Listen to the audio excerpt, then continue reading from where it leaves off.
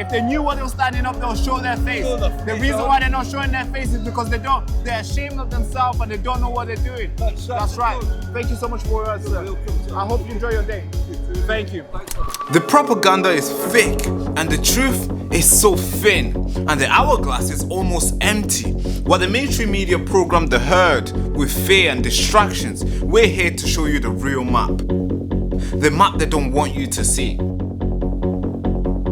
This whole thing here is not just for entertainment. This is a rescue mission for your souls. So strap yourself in and let's go save the ones that we've lost and wake them up with the truth. Because this is the Baraka Show.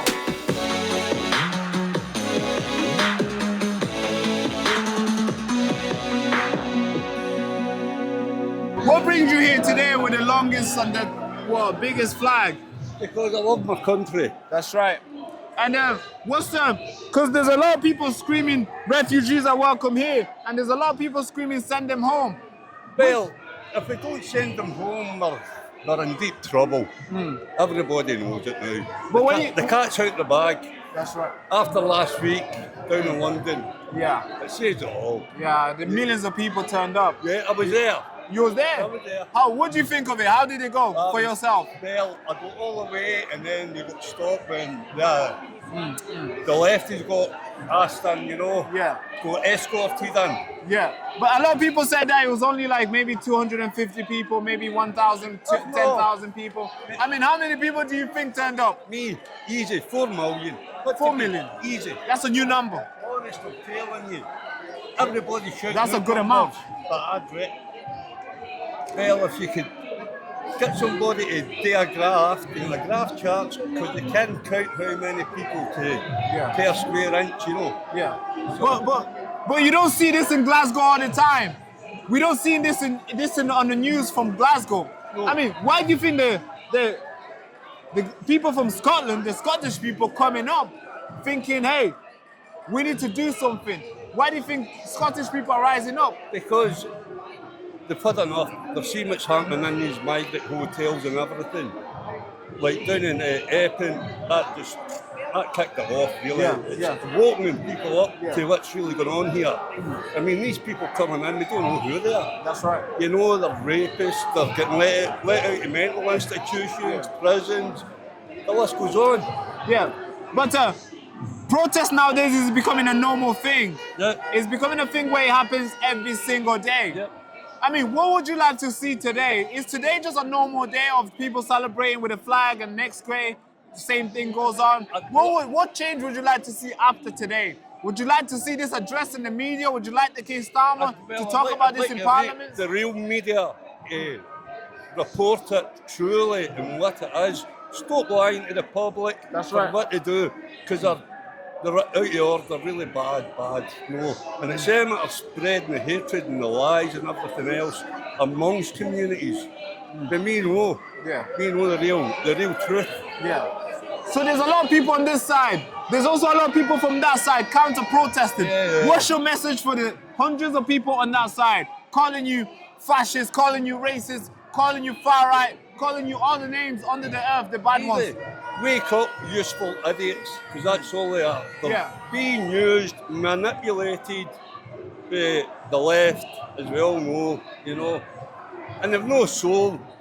They've not even got anything in Christ, which this country is based on. Yeah. They're hiding their face. Why do you think so? And a lot of people are saying they are paid protesters. They are, definitely. Do you think? Yeah, well, I was at a protest, Bear Stairsty in Falkirk, and there was a protest on Wednesday night, and there was no counter-demonstration there.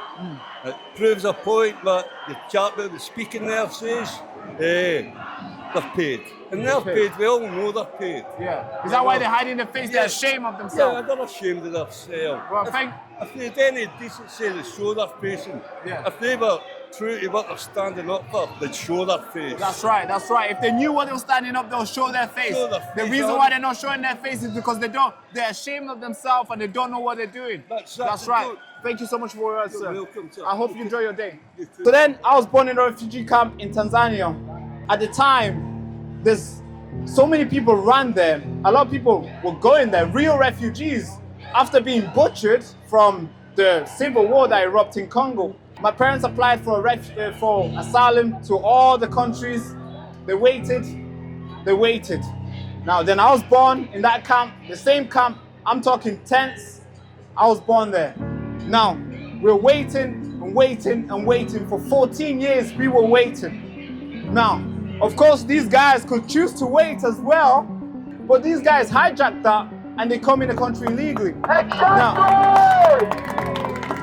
Now, the media will brand you guys racist, far right, the worst people here, the worst group here. How come the good group didn't invite me to go speak over there?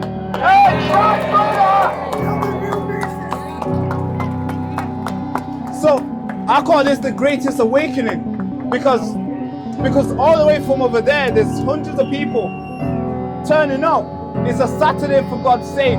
They could easily go around and watch football and have fun, go on a date, do all the lovely stuff they could do. But instead, they want to stand here, rain or not.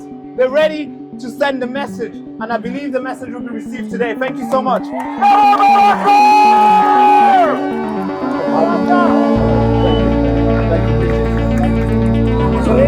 For anybody in the back who struggled to hear this young man's story, what incredible, brave young man. Oh yes, I agree.